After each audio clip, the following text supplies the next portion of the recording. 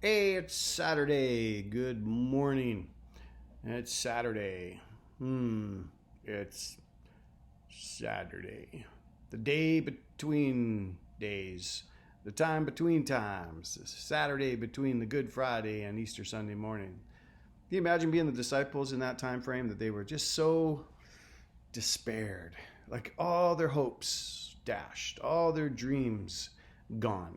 They lost the Messiah. The Messiah whom they so believed in was now dead. That would have been such a hard thing to go through. Sometimes we go through times between times when we can't see the light in front of us and we're like, just, I don't know how to do this. And to know that God is there. God will do what he said he will do. Trust him. Now, they didn't understand some of the prophecies. They didn't understand what he was about to do. But when he did it, oh my goodness, it changed everything. Like, it changed everything. And there, because of that, there was a therefore that Paul talked about in Philippians. I mean, we read about it, talked about it last time on this video series. We talked about how that because he was the obedient son, even to the point of death, therefore God raised him up to the highest place, gave him the name above every name, that every knee shall bow and every tongue confess that he, Jesus Christ, is Lord. Well, then he goes on and he actually says, you know what? There's a therefore for Christians. A therefore for Christians. Let me read it to you out of Philippians chapter 2.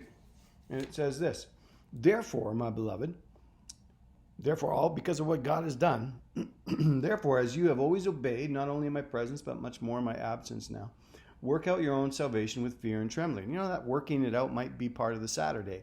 I heard somebody say, the word turd is in Saturday. Sometimes Saturdays can be really tough. You know, the Saturday of waiting, metaphorically speaking, the Saturday between this Friday and the Sunday. It says, work it out. For it's God who works in you, both to will and to do his good pleasure. Now, it says this: do all things without murmurings or grumblings. I don't even like that verse. I don't like this isolation. I don't like this. Do all things without grumbling or questioning, that you may be blameless and innocent children of God, without blemish, in the midst of a crooked and twisted generation. Some versions say perverse generation, among whom you shine as stars in the universe, or shine as lights in the world, holding on to the word of life. Some versions say holding out the word of life, holding to fast to the word of life, so that in the day of Christ I might be proud that I did not run in vain or labor in vain. Wow. So here's the deal. We shine. Christians, you shine. You just do. Years ago, my brother and I and a buddy of mine we were sitting in a cafe drinking coffee.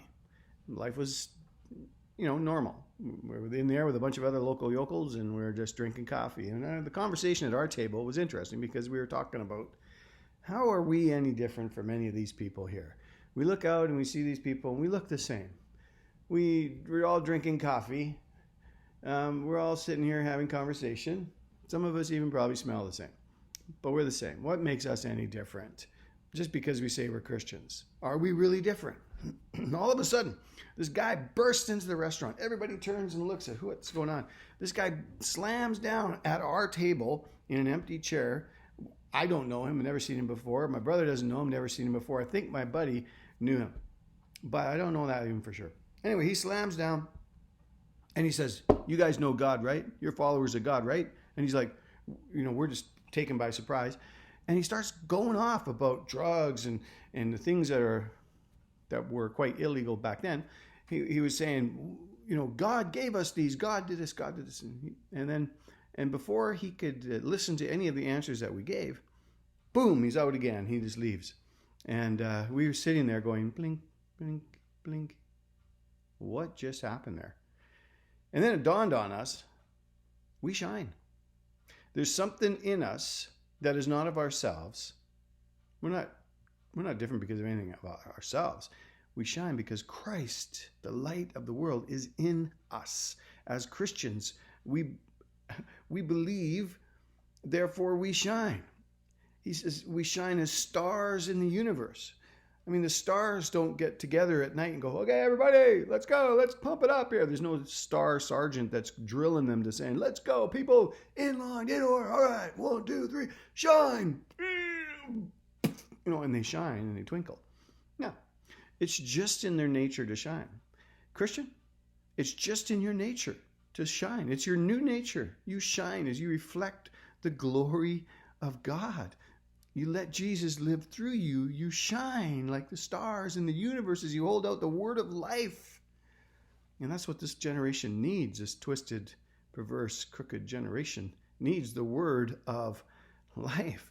And so I'd ask today, what's your posture? As you head on your day today, have you bowed your knee? Have you bowed your life? Have you bowed your heart? I mean, really, a good posture would be before you turn on Facebook posts, before you look at Twitter, before you look at the National Post, maybe even before you take a sip of your coffee. You bow your knee. You just bow your knees and say, Jesus, shine through me today. I confess my need for you because I can't shine on my own. I can't work it up. I can't put makeup on. I can't somehow pump up this shine. So I ask you to shine through me. Help me be a reflection of your glory today. And people, I just encourage you in this time, the people out there in the world, they need to see the light of God in the face of Christ. They need to see the light that's coming through you.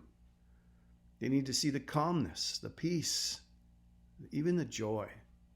They need to see the light of God. You are the light of this world. So shine, shine, Jesus, shine. Fill this land with the Father's glory. Shine.